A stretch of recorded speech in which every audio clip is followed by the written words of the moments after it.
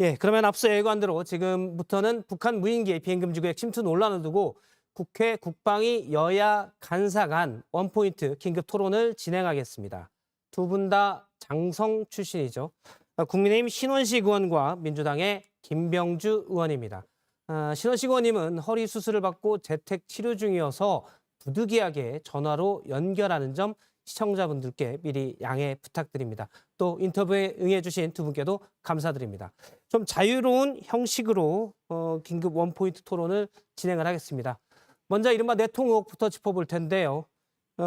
신원식 의원님께 먼저 여쭤보겠습니다. 신원식 의원님은 북한 무인기 항적을 우리 군보다 먼저 알았다. 그러면 민주당이 북한과 좀 더 정확히 얘기하면 지금 한쪽에 연결돼 있는 민주당의 김병주 의원입니다. 김병주 의원이 북한과 내통하고 있다는 합리적 의심을 할 수밖에 없다라고 페이스북에 쓰셨는데 그 이유를 좀 더 듣자면요.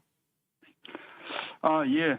저도 뭐 40년간 군 생활하면서 지도를 어지간히 본 서울 시민입니다만은 12월 28일 국방위 보고자료를 보고 30분 만에 용산을 어디 다녀가고 종로구를 거쳐서 어디로 가고 하는 것들은 도저히 알아낼 능력이 없습니다. 김 의원님의 신통력에 존경합니다.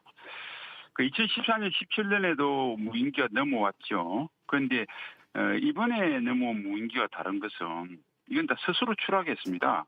예. 그래서 무인기를 회수해서 정밀 분석을 해서 비행 경로와 사진 촬영 여부를 확인 가능했거든요. 그런데 이번 무인기는 북으로 복귀해 버렸어요. 그러니까 비행 경로도 사실은 우리 레이더와 감시 장비를 가지고 동원해서 추정한 것이 정확한 것이라고 확신하기는 좀 어렵습니다. 사진 촬영 여부는 알 수가 없고요. 그런데 예. 이를 30분 만에 정확히 알 수 있다고 하면 세 가지 가능성밖에 없잖아요. 아까 말씀드린 신통력이 신의 경기거나 두 번째 일단 넘겨짚고 닥치고 정치 공세를 했거나 셋째 어떤 경로를 통해서든 정확한 북의 정보를 제보받았거나 예. 이 세 가지 경우밖에 없다. 저는 그렇게 생각합니다. 예, 김 의원님, 김병주 의원님 반박하신다면요. 네, 신 의원님이 군 출신 의원님이 이런 주장을 한다는 것이 참 너무 놀랍습니다. 일단은 이것은 북한이나 어떤 군 내부의 정보를 받은 적은 없습니다. 저희가 우리 의원실에서 자체 분석한 것이죠. 저도 사실 무인기의 비행 궤적을 국방위가 열리기 전까지는 몰랐습니다. 그래서 국방위에서 발표한 서울 북부까지 왔구나라고 발표한 게 있었는데 그래서 저 스스로 뭐 은평구 입구 정도 왔다 갔겠다라고 생각을 했습니다. 국방위가 열렸을 때 국방위 보고자료를 보고 깜짝 놀랐습니다. 그 보고자료 속에는 비행 궤적이 서울 중량구까지 왔다 가는 궤적이었습니다. 그걸 옆에 있던 김영배 의원님도 우리 지역구인 성북구도 왔다 갔네 하면서 같이 따지니까 강진구, 종로 이런 지역 은평구를 지나간 것 같고 남산도 그 지도가 적어서 하기는 안 된 남산 부근도 지나간 것 같이 그 궤적상에는 있었습니다. 그래서 예. 그날 그 궤적을 보고 의혹을 제기했고 그리고 나서 국방위가 끝나고 나서 의원실에 와서 비행금지 구역을 구글 지도에 그리고 궤적을 오버랩을 시켜보니까 그 궤적 비행금지 구역 북쪽을 궤적이 거의 지나가더라고요. 그래서 거기에 대한 의혹을 제기를 한 겁니다. 저도 예. 그걸 하거는 한 것이 아니고 비행금지 구역을 지나갔을 가능성이 있으니까 저 밑에서 검열단에서는 이러한 것들을 제대로 검사를 하고 확인을 해서 문제점을 보완해야 된다는 식으로 예. 한 것이죠. 당시에 이제 통과했을 합리적인 확률이 의심을 많다라고 김병주 하는 의원님이 것이죠. 얘기하셨었죠. 네. 예. 그런데 네, 네. 29일 날 인터뷰에서 그리고 그렇게 얘기를 했습니다. 그리고 이것은 국민의힘 한기호 의원님도 오늘 아침에 시선 집중해서 똑같이 얘기했어요. 본인도 비행금지 구역 지나간 걸 질문했다. 김병주 의원과 똑같은 질문을 했다. 그럼 예. 한기호 의원님도 그럼 북한으로부터 정보를 받은 겁니까? 그것은 근데 군 출신이나 김 군을 조금만 의원님은 아는 사람이면 누구나 알 수 있는 것이죠. 잠시만요. 그래서 김 의원님 이것은 잠시만요. 저희가 그날 시간이 신 무한정 있는 게 의원님은 아니어서 네. 예, 잠시만요. 앞서 이제 네. 저희가 화면에 잠깐 나오는데 신 의원님도 신원식 의원님도 TV로 화면 혹시 확인하실 수 있으십니까? 하여튼 제 TV를 굳이 말해서 좀 아, 서재에 와 그렇습니까? 있습니다. 저희가 네. 그러면 이제 기억을 하실 텐데요. 국방위에 보고됐던 항적도입니다. 합참에서 네, 보고한 게. 항적도 제가 기억합니다. 지금 근데 화면에 그게요. 지금 잠깐 예. 띄워주시겠습니까? 지금 이 화면을 보고 민주당의 김병주 의원님은 그러면 서울 위쪽에 서울 안쪽으로 깊게 들어온 게 비행 금지 구역이랑 겹칠 수 있겠구나라고 추정한 거고 그렇게 보셨는데 지금 신원식 의원님은 저걸로는 추정할 수가 없다라는 입장이신 건가요? 네, 그때 당시에 그걸 보면서 김영배 의원이나 지금 김병주 의원이 의문을 제기를 했는데 예. 당시 군에서는 그 그림은 정확한 그림이 아니고 대략적인 개념도를 그리니까 그렇게 됐다. 그래서 그렇게 특정할 수는 없다. 정비실 검열 결과 이후에 밝힐 수 있다. 그렇게 이야기를 했어요. 예. 그래서 그거는 그날 정확한 그걸 요약한 게 아니고 추정도였고 그 용산을 왔거나 기타 이야기한 거에 대해서 군에서 부인을 했거든요. 예. 그러니까 당연히 그 군에서 부인한 내용을 믿어야지. 그리고 군에서 확인한 내용을 나중에는 정비실 검열 결과를 통해서 수정한 거 아닙니까? 그죠? 그때는 그때까지 정보만 가지고 한 거잖아요.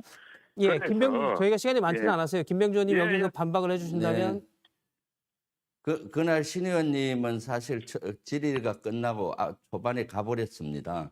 그 이후에 계속 용산에 왔느냐 안 왔느냐를 서른 의원님도 질의했고 많은 의원님들이 그런 의문을 가진 것은 당연한 거죠. 질의했고요. 그래서 국방부에서는 그 궤적이 쭉 계속 추적했느냐 물어봤더니 추적하다 끊기다 추적하다 끊겼다고 했습니다. 그래서 끊긴 지점은 그냥 연결했다고 한 겁니다. 그래서 그 개선은 추적 개선은 정확하진 않습니다. 그렇기 때문에 정확하지 않는 개선의 비행금지 구역 상단을 지나가니 그 만약 끊겼을 때 비행금지 구역을 들어올 수 있는 의문을 가진 거죠. 이것은 국회의원으로서 합리적인 의심입니다. 그리고 또 그 지도를 가지다가 일반 서울 예. 시민한테 제가 한번 설명을 해봤어요. 이러니까 뭘 생각하느냐 하니까 어이구 우리 집이 강진구인데 강진구도 지나갔네. 종로구는 종로에 있는데 남산 가까이 온 것 같다. 알겠습니다. 이런 의문을 당연히 갖는 것이죠. 일단 그것이 대통설에 어떻게 대해서는 두 분이 북한으로부터 당사자 두 분께서 네. 얘기를 하신 것 같고요. 저희가 이제 그 시간 그것만 얘기할 수는 없어서 다른 걸 하나 더 여쭤보겠습니다. 네. 민주당 김병주 의원님은 이번 무인기 비행금지구역 침범은 안보의 구멍이다라고 얘기하셨는데요. 좀 더 말씀을 해주신다면요. 약간 짧게 부탁드리겠습니다. 네, 예, 이것은 안보의 큰 구멍이죠. 무인기 5대가 우리 대한민국 영공을 5시간이나 해집고 다녔는데도 속수무책으로 당했죠. 그것만이 아니라 서울에 온 비행기는 무인기는 비행금지 구역까지 들어갔다 나온 것이죠. 그래서 이것은 경호의 실패이고요. 그리고 또 이렇게 무인기가 왔는데도 불구하고 국민들에게 알리지 않고 재난 문자도 안 하고 통합 방위 체계도 가동을 못했습니다. 그래서 위기 관리가 제대로 안 된 것입니다. 예. 그래서 안보에 큰 구멍이 났다고 저는 생각을 합니다. 이것은 심각한 사항인 것이죠. 신원식 의원님은 오늘 네, 페이스북에 예, 물론 우리가 처음으로 북한 무인기에 전부 다 감시 추적하고 한 것들은 그동안 많이 돼서 많이 진전은 있었으나 요격하지 못했던 일부 문제점은 있습니다. 그래서 앞으로 이 문제에 대해서는 윤석열 정부가 무인기에 대한 방공작전뿐만 아니라 우리 무인기로 북으로 공격할 수 있는 대책까지 종합적인 대책까지 앞으로 발전시키려고 하고 있습니다. 이건 당연한 태도고요. 그다음에 이제 김병주 의원이 침소봉대에서 막 이렇게 정치 공세를 하는데 제가 묻고 싶어요. 2017년 문재인 정부에서 성주 사드 기지를 촬영하고 37일간 우리 영공을 회집고 돌아다니다가 북한 무인기가 스스로 강원도 인제에 추락한 사건이 있었습니다. 그때 문재인 정부는 37일 동안 뭘 했습니까? 그게 예. 무슨 조치를 했습니까? 오히려 9.19 군사비를 통해서 우리 능력만 손발을 묶었습니다. 그리고 신 의원님. 그때 잠깐만요. 예. 무인기가 추락했던 강원도 인제 그때 그 장소에서 그 지역 작전을 책임지던 분이 상군단장이셨던 김병주 의원이십니다. 그 떨어지기는 그때는 왜 발견도 못했습니까? 지금 왜 9.19 요격도 군사합의 못했습니까? 문제까지 나왔는데 제가 시간이 많지 않아서 한 40초씩 그러니까요. 막 말씀드리겠습니다. 김병주 의원님 먼저 말씀하시고 이번에는 신원식 의원님이 마지막 2017 반론하는 걸로 예. 마무리를 하겠습니다. 2017년도 예. 당시는 무인기를 탐지하고 추적할 수 있는 시스템이 없었습니다. 우리 군에. 그러다 보니까 제한이 돼서 문재인 정부에서 그걸 갖추는 노력을 해서 지금은 국지방공 레이더라든가 이스라엘에서 도입한 SSR 이런 것들을 갖추었고요. 그때 사안과 전혀 다릅니다. 저를 그 북한과 연계시키는 의문을 제시해서 그 구급 유튜버들은 온통 저를 간첩처럼 생각하고 하는데 그 발단을 제공한 신원식 의원님은 나중에 방송 끝나고 개별적으로 좀 사과하기 바랍니다. 제가 방송에서 싸우는 모습을 보이기 싫어서 그런데 거기에 대해서 점잖게 저는 사과를 예. 요구합니다. 개별적으로 신원님. 하셔도 됩니다. 예. 신원님에게도 40초를 드리겠습니다. 예, 적반하장이니까 김병지 의원께서 우리 군의 후배들과 선후배들 예비역 장군단에게 사과하십시오. 저는 민주당 의원님께 마지막 호소합니다. 군사용 드론이 아닌 정치 드론으로 북한의 의도대로 움직이는 구태화는 이제 결별 좀 하십시오. 오로지 국가의 안정과 국민의 생명을 무도한 북한의 위협으로부터 튼튼히 지켜내는 일에만 온전히 전념해 주십시오. 이상입니다. 예, 알겠습니다. 두 분이 오늘 치열하게 토론을 했는데 사실 국방위의 여야 간사님이시기 때문에 대책은 두 분이서 잘 머리를 맞대고 좀 해주셨으면 좀 고맙겠고요. 오늘 국민의힘 신원식 의원, 더불어민주당 김병주 의원과 함께 안보 문제 얘기를 했습니다. 말씀 고맙습니다.